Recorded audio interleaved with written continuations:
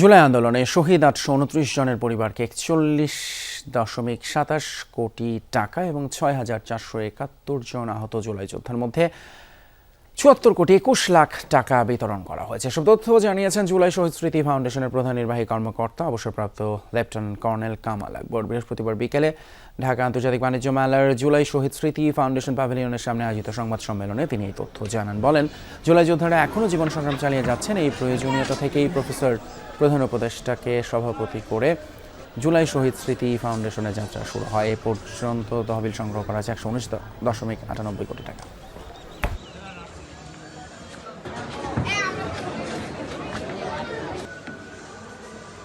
যারা জীবন দিয়েছেন এবং আহত হয়েছেন তাদের যদি যথাযথ সম্মান প্রদর্শন করে একটা সম্মানজনক পুনর্বাসন আমরা করতে পারি, সেটা আমাদের স্বাধীনতা এবং সার্বভৌমত্বকে একটা দীর্ঘস্থায়ী প্ল্যাটফর্ম দিবে।